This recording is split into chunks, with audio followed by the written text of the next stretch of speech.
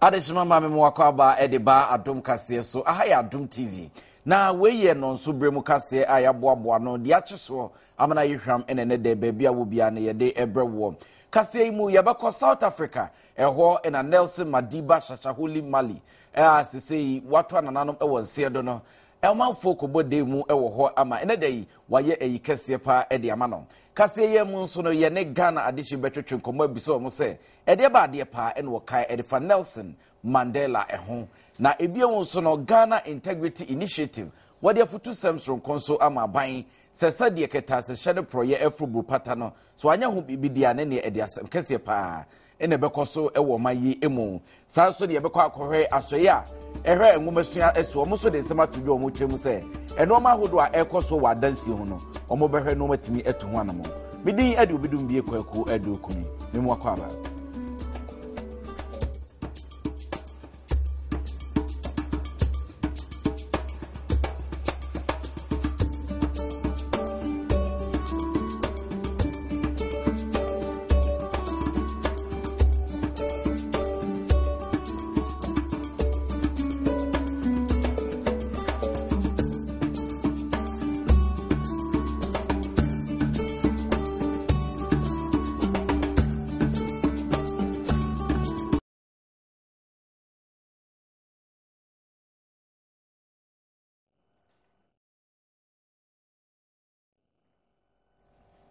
Memo akwaba biomba Adom Kasee eso ye sha ase dia na South Africa ne ye sha ase e dia free ene dey empanyufo etitiri ne ne nte wona eka bia wom dodo na ne kopie mu e South Africa abra wo mampanyini dada wode ne ho si ho bo afode e de ma abibiman ne adasanyina da Nelson Mandela Holy Madiba wo manfo dodo na ekosu no etwa adwadwo na wohwe mu Ghana mampanyini John Dramani Mahama so ekopie mu hobi sanso ene wo mampanyini dada wanya no ba bi ekro efojakpata JJ Rollins Ghana ni de hye busumuru kofia nan ene mpanyifo dodo na eno mu nyina kotwehye ma omode odo ebo odom eye yesonkwen Nipam pempem ena wanom ekohia ene ewo South Africa FNB Stadium ewo Johannesburg ewo nkayesom ya wanom ya wode ekai mampanyi dada Nelson Mandela Jumadie no emu no amansan kubatan United Nations one mutrafo panyi owura banki moon ekokasai ewase ya de okan ye ene se South Africa man no wanum ahwere nipa kese pa ya ye beka se odupon kese na etutuo wasan ede eto so se wohyemu a owura Mandela eye ja ede ma South Africa man no enu ti se de wanum ahwere ja no akwa ye se man no aye nyanka nanso ebeye ye eba wiase nso a wose eye sapapapa ena owura Mandela twato ho ede ema wiase a eye ewiase nyina yanso yesua no nti yebeka se oye kyekire ni shonkonso ede ema ewiase owura banki mu ne nsem no echi no ade se America mampanyi owura Barack Obama ena Cuba mampanyi Raul Castro na wonmo nso eka akasafo no ho ya besi sa brave kra no enipa bi ekire wonmo adwen se na adan ena Ghana mampanyi owura John Dramani Mahama bema ne hunsuo egira ne husu sei na ya manankasa ewo dwumadie na ase eja Cuba mampanyi mu nyina wonom ekasa bie na nso eja wonom ena enya womo yi a ne womo pe ena wonom eye ne nyina emu no ne akwakoye ne se enipadom ya ekohia ye ewo aprama ne so no afa kura ne anim se dodo na ena wonom ebekọ a arehwe a dwumadie no bambofo emma wonom enyamu kwan esanse na nipa no edoso nanso ensu kakraka bi etoya ewiase enipa ne bi efri aprama no eso na enkemfua no dwumadie kese ahoro ya akoso ewo wiase nansan ama akuku dam wonom akwakohia no wei enso edi emutintimai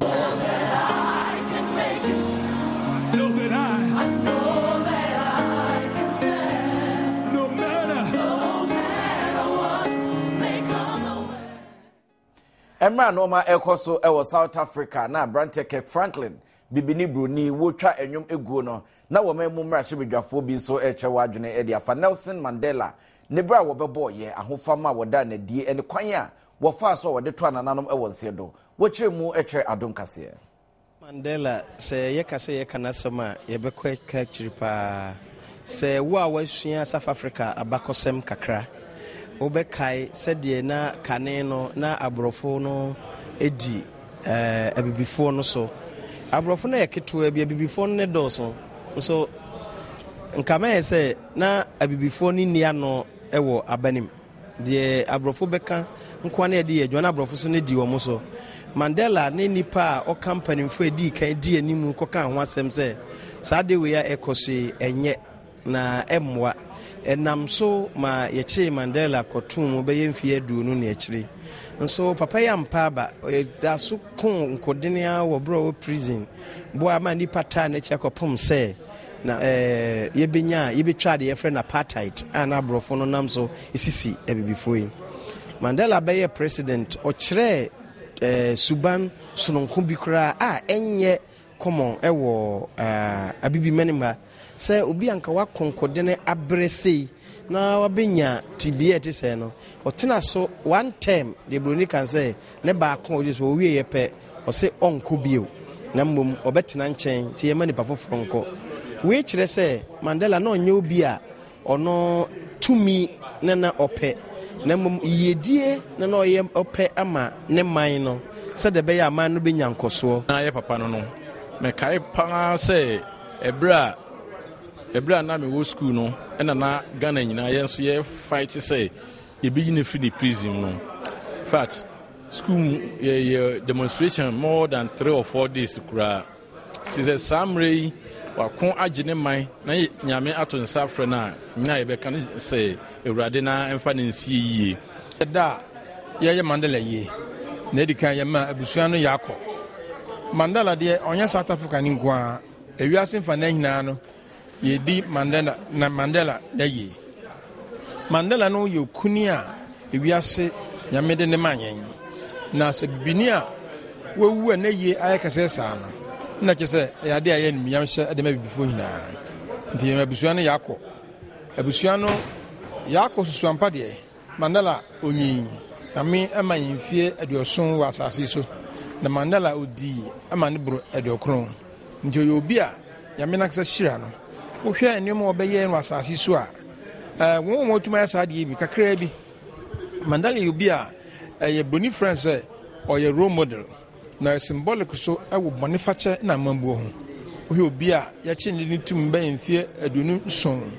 na afa ye yi no a oba ya ode boni ede cheye na abrofo na bibifo hina eye baako saa nimpe na wawi nti mabusua ne yakọ wiase fa ne hina yedi awerho ne yedi awerho no so no eye nige ene se ni mra obdi na asase so no obedi ni yi mpanyia wanyan bebe ko Mandela ye ma South Africa fo nyina yakọ debusuafo ye ma mo yakọ ne yire ne ma omonso yakoma ekoma wo mopa na sa papa die de obeye no mehu obi a ewiase mo waye bi saada se obi a wako amane man na wakode prison wayare wo ho na waba no abedi mampanyin na mfie na pepepe wasifom na ode amobi oyobi a odwene oman no ho na no ni ade esese yensu yesu afrim ebibi mu nyina eni owiase omampanyin bia dia kohwe yi eyo omamu mrahebedwafo di wonim edefa Nelson Madiba Holy Shasha Mandela ehom yabema no demirifadue ni amane hunu ni ama ebibiman ene bios ni wiase fa na nyina da yakọ yemfiri enomu na afi yenko ense emfufuro mu na sede enoma esi kro no wohwema emrahebedwani bi ede se baba betodwa wotwemu ese emradru se wose yetimi ehwehu no se emrahebedwafo mudwumadi omudie ena ebiewu nso no eye empanyufo aban epa omommo be asoafo mudwumadi omudie no ebe paya boy te sesebe wo ba wodwo so ne namba ko sibekum na ba ko esinifa eni kwanse de bobomu ema ne yeye woye osoafo abedi eche a ohwe apofofo ho nsem so ewo man mu onimunyamfo AQUINAS TAWIAH QUANSAH ena wo twese mu se ekoba ne sai no betimi aboa ama obi adwumadi a wodie no etimi agina ne naso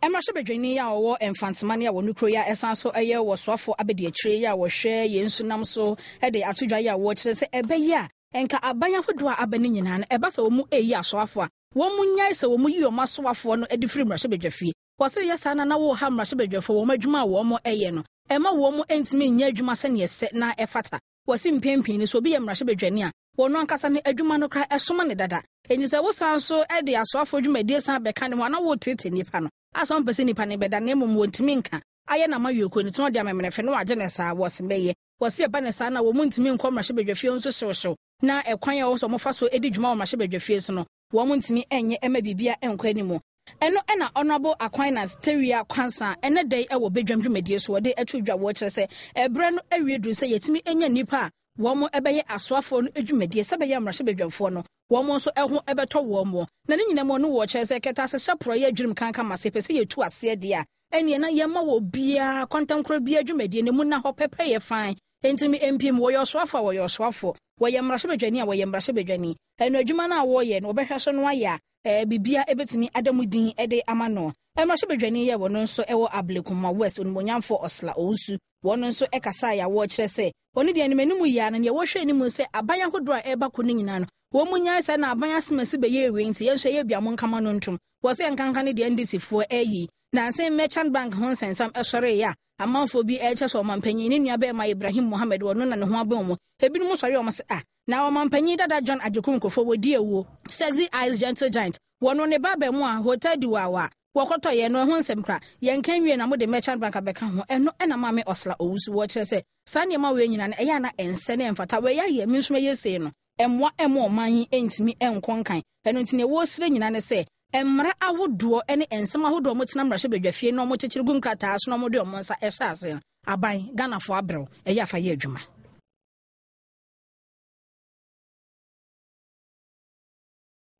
Oguswa ehwe Adom Kasee a yede brewo Adom TV so Apostle AMOAKO ata eyosofo pomu pon a wono ene Freedom Chapel International wo ye panyimpa woda no nene wosofo ide nsema todwa se Ghana baabi esikasem akwakodu ne de gise nyame bam eniti wose yama kwan na nyakopon emrem no ma meboa am esikasem atete apansam na wiwe tisa AMOAKO ne edu no etimi fa ne ntemapa emfran Osofo panyin ya woda Freedom Chapel International asori no ano osofo AMOAKO ata ene ne de wono so ne Adom Kasee adwetwe nkomo ya wo kyerɛ sɛ empempi no ɛyɛ na wote samanfo keka so meye sikasɛm no akɔ atwe wo me nwa yɛ din ne nyina no ɛyɛ Supreme Court nsɛnsɛm a ɛno ɛkɔda hɔ bɛ abosome ɛnwɔtwe ɛno na ama ɔmanyi ase ekonya sa akyekyedeɛ wɔ sɛ wo bi obɛka sɛ bia na nipa kɔ wonim sɛ ne ɔmanyi esi kɔ wɔ sɛ ne wuti si mmɔnten so a nipa dodoɔ na ɛse ɔmanyi ayere pampe ya wo motwe a entwe eno na wo kyerɛ sɛ bruce ye beto aba ɛyɛ na wona predibre ɛwɔ man mu no ɛbɔhyɛ na wo mo hyɛ ne ya na so dodo ɛgya kokura kan wo se nhyɛbɔ ɛyɛ na mo motete mo ho hyɛ bɔ sa yɛ den wo so bi ba bɛba no wa bɛhyɛ bɔ den bare kakraka wo twoma ne wie pa bɔ so wo te ne V8 ne mo hyɛ no atwa wiper ɛno bɛhyɛ nipa abufo wɔ man mu ɛnso sɛ wo bɛpɛ di bebi wɔ man mu a kan ye wo bɛtimi ayɛ na ne yɛtimi ɛde ama wo se bire bi bedu a wo no mo yɛ amayɛsɛm wɔ man mu wo mani bɛwu ɛno wo kyerɛ sɛ kɔkenkan Mose nwoma ya edi kan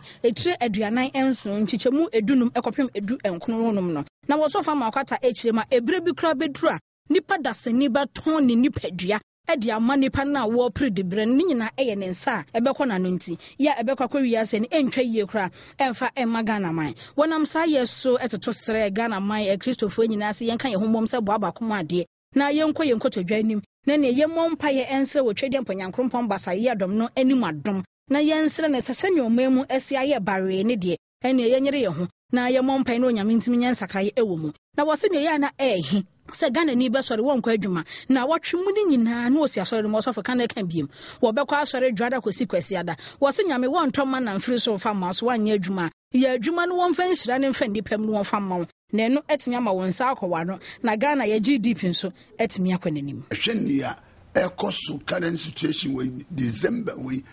a abɔsome dumienu afi mu na wobusa obi bia da wobɛhyia no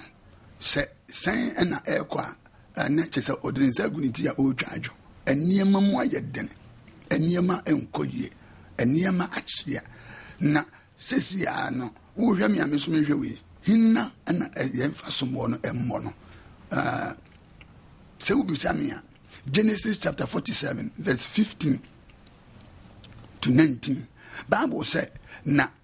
bide bi Joseph mmere so Egypt for ɛkɔ Joseph nkyɛn ɛna ɔmo ka kyerɛ ne sɛ wankasa wonim sɛ ɔman ne sika no afeli yɛn enti yɛde yɛn body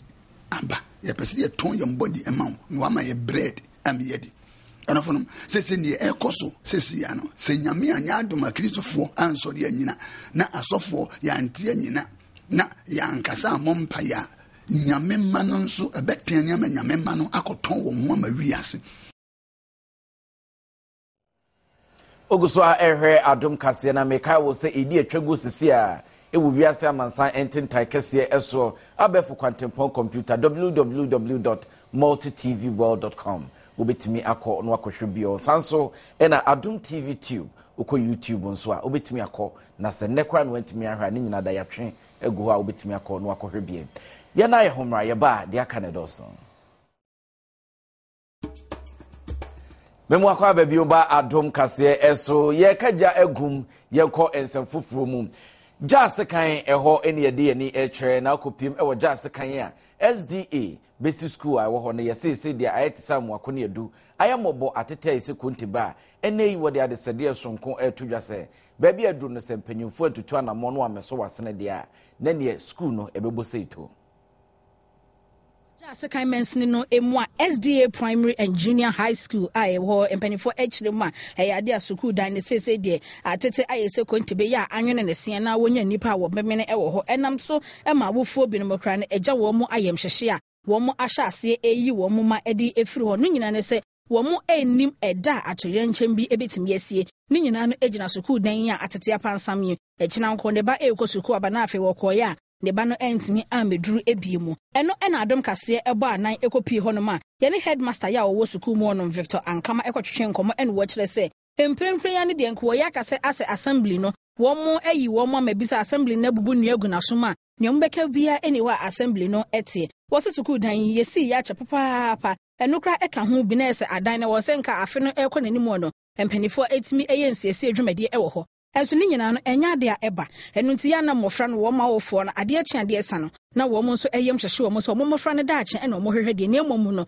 wo mo ntimi emfa mmofra ne nkwan so eni agrosa enti obia ema no so no wayi ni ba no de afiri honom na wo se emprempen yankwa koduru suku mo no ma enam se dan no kra bi o ha atakwa medan bi o ha ye nsement ye ena ye mmo so mpomampo na ho ntina de sa na ne nipa no bi de hwa ye tefidan ye honom nso ebeja wo mo nan ene ne mponche ne nkokọ ne nwan de hwa ena wo mo nso mo ja wo mo nan egu a ade beche na adesuafo no emra no ene jai enye fe obohu se no mbesi aten ne mafi ansakra no matimi atena se na omo asua de no eya na emani hahan ne pa ewo ho ya wo kyeresa bia ya wo no headmaster mpo etie no se ne eho nso kra sia ye pasa na ye tantantan no eya na ahomete papa eno nti emprempre ya no mo de adesrede to assembly no eni afenso mrahye bedwani ya owo buem se wosere wo mo ada se empanifo emeka bi emfa emmo wo mo na eni animanimu ya no mo ntimi enye nsesi adwumade bi ewo SDA Primary and Junior High School ya wo jase kan honom se be ya adesua ho nsem so ebetimi ama no homene so ewo ho yani akyerɛkyerɛfo eni adesuafo ni bi ahwehwe nkomo na omo hawa omo wo no so omo de to yanim classroom really the classroom the floor is dusty and when teaching before you finish your shoes your sandals become so dusty that the children find it very difficult to study. They have to sweep and water the classroom every morning before sweeping. And also, the classroom be open. Before we come the following morning, goats come to defecate, soil the whole place. The children have to sweep the feces of these goats and sometimes even human excreta. So you have to sweep before they enter. Goats have been defecating in our class, so we have to sweep. Sometimes on the desk, they will defecate on the desk, so we have to sweep and clean the desk and wait for sun to dry it out before we can sit down and learn. Our school is suffering so much. We are lack of desks. Also, we are lack of desks. Also, they come and took my desk. People come here and took my desk. If the rain is raining, the air blows into the classroom, so we have to park at one place. So we are pleading with the government to cater for us. Early in the morning, goats come to drop their feces here. So the place becomes nasty and smelly. So when the children come to sweep, they have to fetch water and then use Dettol to sweep the place. So through that, we have to wait for the place to be dry before we start lesson, and that delays our lesson. So we don't start lesson early sometimes. And some of the times, the place is too open. So when I'm teaching, the children, when people are passing by, the children concentrate on what is happening outside more than the class, and this also affects teaching and learning. This is our classroom block. The classroom block, when it is raining, rain enters the classroom, which affects learning situation in the school. And also, when it is sunny, when the sun is very hot, the reflection of the sun, it affects the learning situation in the classroom. The problems we are having, as I've mentioned earlier, is actually militating against the academic standard of the school badly. In reality, because of these problems, it doesn't attract very good students to the school. And when students complete classes and they have to enter JSS, parents come to send their awards away from the school to prevent them from coming to the JHS, which, because of the problems that had earlier on been mentioned. And in fact, we are performing poorly because we are not, our condition is not attracting very brilliant students to the school. And so it's not helping us. We are calling upon anyone who is touched by applied skill to come to our aid. Your best say empenyufo momode aso baby bi dia fa ho essence o hwedan no kra akoye wumna na ade ba akọ enwanwa ha kudu empanchemo pe baby a drop fees a eho na mko drop o ba fufo yekoye nim abotoase eho ne ye ni eche okopie mo ho ase say de yesi empu ni mpu ina ahyenkafo wo mo na adwadifo edi essence obi ape baby a obetimi atena na wabọ ne sesen watimi adi ne dwuma akoya rehosem ewo mpotemo. Yediani ekopie mu ewo ABOTOASE eno eyekro bia ewo framantem a eben voter lake no na empanifo ewo ho echirema adwadi bia ya ewo sampotamu onom no eben ba bia lorry station nso ewo na enye lorry station papa bia side eya bia ye bia eda ho na ahyenkafo wo mo afa wo mo de ayo station wo mo di dwuma ewo honom nanso adwadi from meyi kire se lorry station ho no se wo mo ton nyama wo ha ekoso yie ede ma wo mo papa enu nti o ma je lorry station wa kenten so a eho enu wo mo di o mo dwuma wo ha dan koma bia no se onyame amfa kwema kankwanshe bi betimi asiwa ese ahyan ni bi betimi atwi afa adwadifo yi so ama wanhwe ya ensem a yebete oyasom no enya ade a ebeye ensempa enam so ema Adom Kasee ekoduru honom a ye ne GPRT wo mo vice chairman atwetwe nkomo ewo honom yewura Joseph Nyako ena wo kire se ensem no ebasaya na asefem na wo matu ho na mompempi enso nya ade a ekosi baabia woso mo person ka adwadifo man no kra no wo betimi apamo wo mo ede every lorry station so anya wo pamo wo ma wodaye ade be chi no masa be hwehwe ne ma na wo te ho a wo mu edidwa enu nti wo mu sesen company fo emfa wo mani enkwasa bieye ho sebe yi a enkwanhia bia emefiri mu ema ansana empanifo na tena baabia kase mi hu yanka adwadifo man no nso echire mu a eho no wudi dwa wo ha ya na eye papa se amanfo ba ho na ebeto nanso empanifo se eho nya biaye a ewo so mo tena no mu didwa wo mo se ne edwa na ewo ho ekwan de mu a fine yanka mmeyi kwa wo betimi atena ho na wo mo edi dwuma ewo ho nti wo mo toto sese ne assembly mpanifo meka bi emfa emmo wo mo sebe ya owe ne bia emetu wo mo ewo ye ABOTOASE ya eno ewo framantem station man ene da wo fo every station so your how be free every market market ewo sunan wo fa I was a man to be called Mokoton or Madi na station happen. They are Madaba phone. A man in Tada so this is the AQUINAS assembly and say make centre a man no station in marketing movement. So we are that phone or person pack on cast man a pine up cast and say by accident. market see Jono Rosso man. What you want crying and shoot to cry, pro crack and crack. Jona must Jona Massa. Come on, for the Jono. Yet, Procon cry and never be a background. Dear Quadron cry, a Brema, a Brepa, maybe I'll show them. Dear Pachosa, buying all for the image, Chesson, a Brewa answer. Or what do I know? Dear Brepa, you done a puppet, program in Tom Memoria,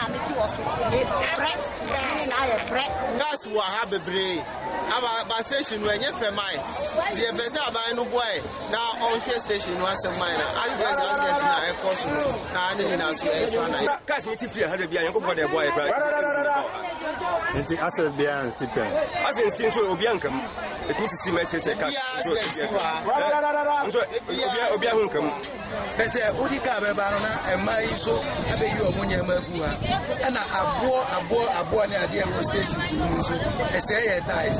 So maybe as we will do a welfare, it will be correct. Sanya Mano, a higher driver for no party. Udu Cababa, so much in Conoma Park, and almost say in a yanko, a hair near Beton, I don't know, I am more a preso. You know, yes, sir. This assembly say, Omumame, Buana, Omunia station. That man also told me about station. They are so much a gentleman, the expressive assembly, almost put gentleman station on Nahoma. First, no man on the Tomoniema. Not cousin also pack or so. At you market for the more market war. No, quite no with the hormone and yet light in you. At the money to me could be a gun war. It is your nominee a driver for the young and rented over new crowd in the car when you may be properly packet. At you know, could you be more than so crown on in on Tokwa? Did the Ultra market and I've done a say a practice. It's in the episode 7 and 10 in America. Now revenues, no to be American, no money, no money from stations, they whom may be a carbe packet, you whom may be a more Nipano so Omco, Gumwa, Omolite to a genum, Obio, Baby Betra, let me ABOTOASE revenue, no, Omatimia general correct, so let me about I have qua, who just a man in tossing into one in a mixing by the phone and in Namway, who can no man in so talk radi and yakra, Omukman and Papa, Rovanin, my being packet. Oh, you pen what you have been near Mason Tosis, and said of Sedanka. I'm about to talk one Kakradia Comarket war, no Marco says you hold the light at Kuguma Momono, and also I said no Sabako. It will be a woman to be as your Biafra, no more Boabo. It's an enemy per se. You share once and this assembly, no, Omtimua. Yana and enough Yanko and so Fufumu, Unmonian for Samson, Ahi, a was for a chair. Wahe insuensu na dansi ho nsem so wo mayimu wo se ne aban de atona koma pono so behwe hu no se rent control e no ma hodo a wo hia bia wo betimi aye e de amomo esanse se de rent control woni bawo no adi bawa di ntamu adwumadi a wodi no aye den e de amomo Enro da yemayetie fo ni ahwefo enyanentie se wokopie mu e rent control wo mo offices ahodo no emu a eyade a enema ne akade ahodo a wo mo betimi e de aye adwuma no ho akwatwe e de ama wo mo afen so panyin kese ya wono eda so ye na no okra ede tudwa wo kire se nipa woni wo mu ebe ye adwuma so kan ho nsem no akwatwe ede ama wo mu enam so emene Adom Kasee ya ye de ye kire se omanfo no wo mu ehaw eye haw intibedi nsem nachi ya bo anan na ye koto eche honorable Samson ahi ya wono eye wo sofo be de kire wo hwa adansie ene ye nso ensem so e wo mamu na ye ne no atwetwe nkomo ne ebusa ne se ensem a rent control mpanifo ede atodwane aya wo mu e kire se wo mamu kra ne ye se ye hwe na adansie hu nsem yetimi aso ano enso aso ye betimi aboa na wo ne ko han dan ya hwere anom etete wo mu ene hu nsem ne nyina kra no wo mu se ese wo mu e kire mu a se ni se na etete wo mu eno ntidian ena wono so asoye eye ede afa ho eno mmonyamfo Samson ahi wo kire wa wo se o enye se bia asoye no wonim sa ha no na omugusu a wo mo etuto niema na enche bia no abrewa ebeyi niema no na enche bia abrewa ebeyi pomakwan mu na se ekwan ni mu etimi ada ho no ma rent control for a how no nyina no wo mo betimi aso ano ede ama wo mu rent control department no more like so many logistical problems, but I'm say director no him effort ministry no ba ye true say human resource no enough. What we have done is we have clearance from head of civil service to recruit anybody 70. Say because the request no call finance finance over my clearance na recruit 70 human resource to support omo juma ye no. We are no so free one so I am pass name of the juma den that tan kwa no nika. But only 2 weeks ago my minister ordered say the man on pick up, and I'm sure the director has a pickup as we speak. And even though it's not enough, but I'm just saying some of this things to my man who said over the years, now in take it more serious. But we are doing whatever we can. Apart from that, I talk computers. Do first, no more use taprata. But as we speak, we have given them 10 blending computers. We are going through a procurement process to procure 5 blending pickups for them. We've done the evaluation now. We are waiting for a release of funds so that we procure 5 additional pickups to augment more Ajumana Omoyeno. I agree, sir, more challenges, but the ministry is aware, and then we are working very hard to solve problems more. Yes, before any the nam ehwa paso sanso ne fina baso ne di ntine Ghana adehye ne wiase afana nyina wokwa edi a wobia eguso a wobo Nelson Mandela din Ghana adehye bi eche wadwene edefa wo sede Nelson Mandela wosinim no efa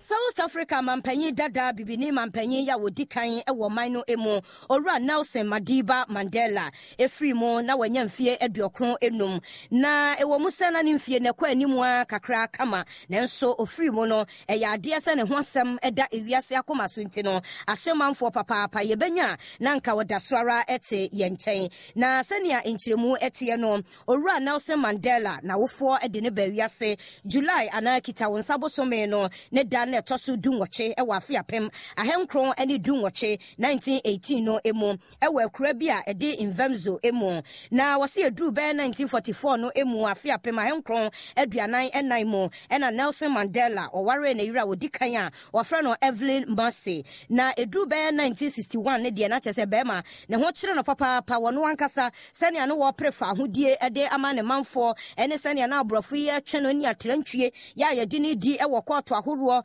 ene urukasam ya ne yede no famu no na anu adene ede ma no enti no obehia wo ba pa ya wo beta na chi wo ba kire se wo din a wo beta na chi ama ne matimi akoso na sabre no ene wo hu ne ho kani a wotoso mienu na waware no wono ene numzamo Winnie Madikizela na ene da ya papa no wanya ne ba bi ekure ya ade se enipa mpempem ene kohia mu ewo FNB stadium ewo South Africa manimu a empanyimfo ana so se manfo ni nyina guso edi dwuma na wade akai no Adom Kasee ebisa manfo de wonim ede efa Nelson Mandela eho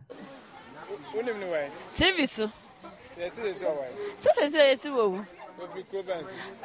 USA papa no model ya good many no bani ni ya o ya TV say o call prison edi ni de be na ho din kokuma o man no oh I had nya kro bia so no bia betimi ayesa me kra de me kra no ya mintimi ye nti o ye nipa minim o president I was South Africa say wo ebe ka say oje fa hundie ma South Africa Martini di ba minim no physical de me ba chodawi me ba chodabi ende minim no ba ni din de mateda ba me hu nanim se oye kokwa na tuntum ende minim oh me pacho me ni ma na minim na me abofra menyi na menyi kura unim ni fa kwa ma so hu ni wai metina o mampeni se min kola za meti so the Nelson Mandela be na minim ni baba o ye ben metina o mampeni na medimu e was South Africa meti ni di na me hu ni da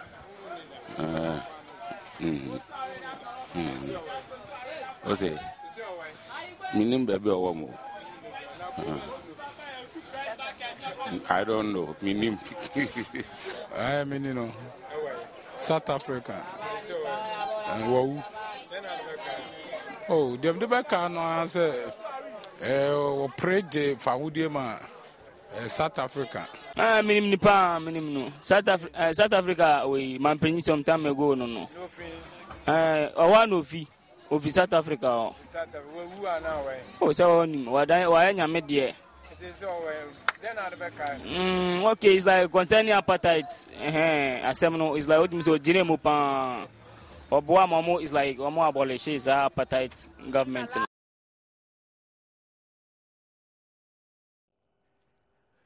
Ghana de share so di onim Edifa Nelson Madiba Holy Shasha Mandela ho ene yekoya ekutie dodo na atwema appetite kwan ofa so a wotimi etwemu eno de ekai no oguso a ehwe Adom Kasee wa Adom TV so mekai wo bio so se ukọ Adom TV tuber YouTube betimi akọ no akọhwe ho sanso ene wiase amansa kwantempon Kasee www.multitvworld.com eguso a edi atwagu enenti obetimi afro nua bi no aka ache no akọ akọhwe Yahume somra diaka ene doso.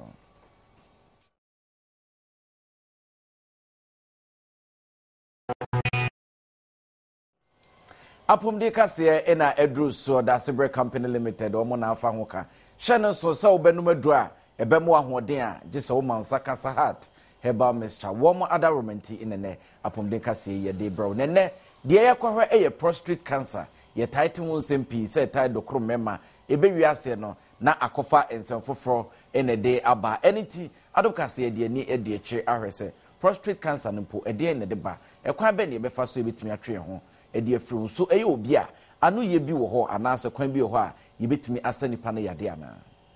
prostate cancer kokram yare bi a enimdifo etwemu se emema pa ena etai eha wonom etwere se edidim ewo wonom ase ekowura wonom dwunsotwa emu a ene amania ya wonom famu no ya na enya asem ketwa bebre na ene bewiase so nyame amfafi a na wonom enam so ahwere wonom enkwa enti afutuo ya nimdifo ede ema mema nyina ne se brano wonom ebekwa yaresabia na woni a doctorfo bedinkita ho sabeye na enhwehwemu betimi akoso ewo wonom nipadua di mu a wode ebebo won ho ban ede free prostate cancer no eho na enunkemfo no enimdifo atwiremu se ensankyerene ahoro bi enso etimi dadi ewo mema eho a eno nso betimi atwere se yare no ebetimi aba onipakro eso a ewo se wonom timi ya hweyie pa wo se ensankyerene ni bi ene se nipa no edu anadwo a obedwonso ententem enipa ni bi wo ho nso adwonso no na eho ayedene ede ama no kakra obetimi adwonso kra no a ene atenkan ye obefam no otimi hunu se eya ne ya pa na eno nso nkemfua no obi wo ho a woni oba behia ensuo ye befiri ne ho aba no otimi ehunu moja enso ewom entesa nso a woni oba behia na sebe ne ho ebeba no ono a etimi hunu se wote ye a ananso eya ne ya wote ne kakankan kasa wo bra woni oba ehia eho ni nyina no eka ho ebiomo nso no obi wo ho a na chiri kasei ananso se ne sere ankasa no etimi eya ne ya nanso ni nyina mo no ne animdifo ede aye afutuo ede ema mema nyina ne se brano wonom emomoden enkwa yaresabia nkonkwa ye nhwehwemu ne no ene betimi aboa won Sahat herbal mixture womo ena omosoya sene ne dey yitimde Apomde Kasee ebrel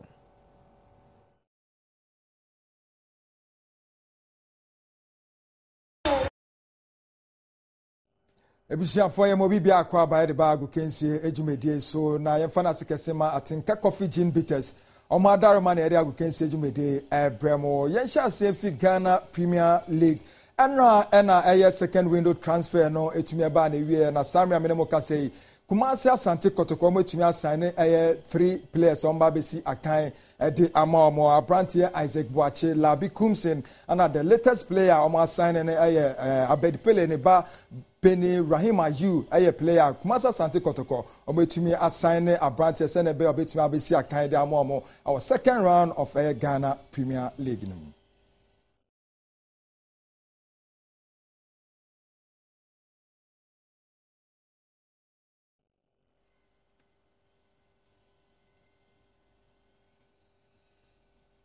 Eyadia enema nyina etimi atwomdin ama Abedipele Ayu eye ne papanyi Rahima Yu sese de mpenifo etimi assign na wono nso ebeka club ne ho na watimi enu wo mo abesi aka me bibia etimi akoyie ede ama wo mo abrante ede tudwaye a wo kire se na nigi yie pa se wono nso etimi abeka the darling club ne ho na anopai enu oni yo mo eye training ewo Kumasi Polytechnic Park ho no ma was a beshadi for it me a buy ever no na efe papa a ye enche bia and Rahim Ayu won in the club SK Lies wo mo so contract wo mo ntam no etimi e ba na wieye na what na fie atwen bia boso minsia ansa na kotoko wo mo contract mo ne wo no empanifo etimi assign bibia ama na ye emprepre ya ide Rahim Ayu ebe kan will be at say Isaac Boache and afis Labi Compson ho yes wo mo any fresh pair of legs kumase asante kotoko etimi assign wo mo enyeme nyina etimi ago through ede ama wo mo obeka ya 2009 Rahim Ayu ebeka 11 wise team no eho enema ntimi ahye da anko ye amfama no ye na dwen so bekwa ama no ne na wakobobo ewo ho no mo so enema no eye troka ede ema no enu ntine wo so etimi di nani ekire fie na wosan so ebepe Ghana Premier League ne mu baabi na wo hye eno ene wanya team bia se the Darling Club Kumase Asante Kotoko Fabulous wo kuma apem beba eho ene wo de ne sesen abeba wo che se wo hwe ne mu se enema nyina betimi akoyie ede ama no Ebusuafo ye to ejumedie ne so ye fa ne nche the senior national soccer team the Black Stars of Ghana nanu fiada and a FIFA World Cup draw na etumi to dwa Ghana wo group G with the likes of Germany, Portugal and the United States of America. Former President Edema Omai Ghana Jerry John Rawlings Edin Semba Babe Tudwa FA the Black Stars team no say ne ajipa say Black Stars etumi qualify for Brazil 2014 and so omo kono omo nkoko Emma Omai Ghana omo bobo ni ye pa omo bom ho modern say omo betumi akon enim esen South Africa 2010 World Cup omo tumi represent Omai Ghana. Black Stars qualify year 2014 World Cup ebeko so ewo Brazil no yenso ye kobie enam so ema enka ne Ghana mampanyi eja age wodin Dr. Boom JJ Rawlings edin sembi atodwa wo kire se kanene de na yade ne nani etimi agitim ne ho ye pa yanka na ko betimi kura esini PS ne ta a kire se bi anka hwe World Cup aye kona Ghana Black Stars e betimi age World Cup no kra ede sie na so nenso wo hwe eye yen return na leg na ye ko ye ne Egypt sane boys no esikọ ball na enema anhyeda anso ne ni ye nto ne de obeka na se mranta ne nkonkoden na sesi anso ohwe group ni na baabi aye dana emu aden pa e de magana bitim bi etese Germany, Portugal and afenso US of A ya empo wo mo captain Tim Howard eden se bi abetodwa wo kire se defeat wo mo no ye revenge papa bi e na wo mo ba wo boada ye be show mo bim ama asem na wanka se be fene ni so ho eno na Dr. Boom wo kire se preparation ntimi anye tight na mmema no wo mantimi ammo mo homoden ammo bo wo mo ho ye pa dia World Cup ndi ebeko bi ba wan hwe ya ye nru ba bia wo se wo hwe asese ni de modern bo ne kwa ni mu anesa entina ne mranta ne mo homoden na omoma preparations no entimi nkwa ni mu emfa ema wo mo se be ya World Cup na ye kɔ no ye nkɔbɔ ne tro kasa na ye nsan fama eba ne sadia obetimi nya gidie wo boys ni mu mese boys ebi kra ye nkɔkrafo wo team ne bia nyine wo so online wo se abasa ne papafo no de players no wo betimi abɔ mo homoden am yetimi age World Cup no Ebusuafo da yedi wie wa gokense ejumedie so kopie mu ewo Turkey ya dia African players mienu Didier Drogba na Emmanuel Eboe omo ho ache omo papa omo si akan de ma Galatasaray na obekaya akense ba ku tojwa na no kwesi ada ma Didier Drogba game no etumi ba na wie ne t-shirt a ohye ewo ase no na ya che omo thank you Madiba ana Emmanuel Eboe su dia na ya che rest in peace Mandela na Turkish football no omo phone on pose politics here the befra football into two players we are the Turkish Football Federation say that should be on by two players we aso Turkish Football Federation wo mo so dia betudwa ya wo mo chese Didier Drogba wo ni nua ma Emmanuel Eboe ya de wo mo so matonsa de afre wo mo enche bia wo mo so emra ne betimi ene o madi no matimi atwe wo ma so ni nyina ene san ya wo mo se mpanifo de betudwa se eni wo se player bia wo koboba wo timi ehye t-shirt yeah it's a political slogan bia ewo ma na se atwetwero mu ensem bia efa amayosem ho nanso mrante mienu wo mo de wo mo se ya de Nelson Mandela wa ye bi ede ama abibi mante opanyin eda ne to ho no na wo mo kobo mo ba so mutimi t-shirt bia ya twere papa edin ewo ma kire se ampa wo mani eso papa ni wo no so abaye ede ama abibi man Didier Drogba wo no okobo ne bobo ewieye na no fiada na t-shirt ese no ya twere mu thank you Madiba na ese Nelson Mandela no woda na se eno mpanifo chese entwe ye Emmanuel Eboe wo no so saa na otwe mu se rest in peace Nelson Mandela eno mpanifo chese we no etiamra eno nti Turkish Football Federation wo mo atonsa e dia fremante ime no mo kire se wo mo bedokrodokro wo mo na se bo wo mo dia wo mo ebetwe wo maso yie Ebusuafo ana yɛde agu kensi edwumedie no ebesi yɛfa na sekese ma obi dumbie boutique ubenya obi dumbie boutique ɛwɔ tema motorway saso na atenka coffee gin bitters ɔmadare ma na yɛde agu kensi edwumedie yi ebrem Yemu akwaba eba Adom Kasee so bio enigide Kasee bo na edru so buga gin bitters adarement ne yɛde ebrewo na Miss Malaika 2006 ababa wa woso no a ne ho fe Hamamat abeto dwase na nsentem na court ese ababa we ye nchino ne mfa ne mepimu ewo mpanyufo enim no manfo bi ahyase bisa se de be kra na ababa we yi eyeye Adom enigide Kasee ene de ya fatwe ho so egbawura ensemu edi ani edi echi se ye ya ababa we court epenachino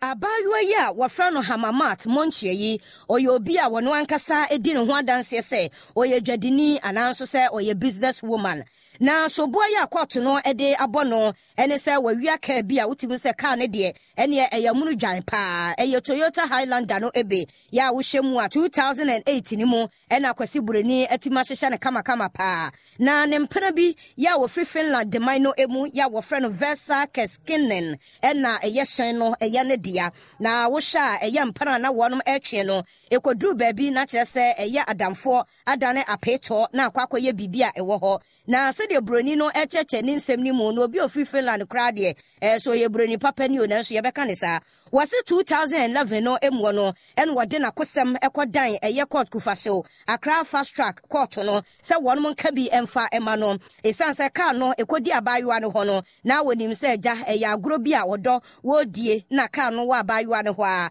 afei de wohunu se abaywa no enya de se wode ka no ebeba nti we no akwakoye enibresem na se ne broni no ekira ne de wotimi hunu se woba no wone abrantie bi ya wofre no Abraham Tete waye adwuma edema di Jando Company Limited ena wonom aye kanana ewowe eho nanso brani akire mu se ka no edana koma so pai sanse ne boden oto no be $35,000 enunti ena sese wamakoto no enso abamu na enkrata ya waye ede amakoto no ena wo sisudua se edu baabi 2010 ni mu no wano ankasa broni no yese wo kwani krom na wakwa akodi ne dwuma bi nti wo hyei se abrantie bi ofre no set mensa enkwa dwumaku a ede di Jando Company Limited de mu na wankwaje ne ka emre no wokoya ye kyesa abaywa no edikan ho akwa akwaje ka no kra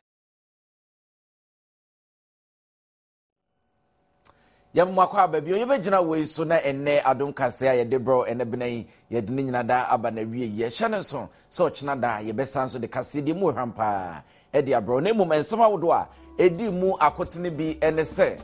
ye kwakwohwe Nelson Mandela Kasee ayaye e de ama no e South Africa e bibremu ni wiase afa na nyina da empanyifo dodo na akotwa ehyemu e wo ho sanso ena GII fonso edis ade ato abanim so wonhwemu no se keta se show betu ase ede afri omaye emu ye kwakwohwe rent control ho ensensem na mo manage de Kasee bo ne de buga gin bitters in the so ase me amaken kind ma wo ene dai eye obidum bie kwaku adu kumi adomdom ya ye besan so ehina ochina ye de wase ama omo so waye ya wa tu am yet me Kasee ya bro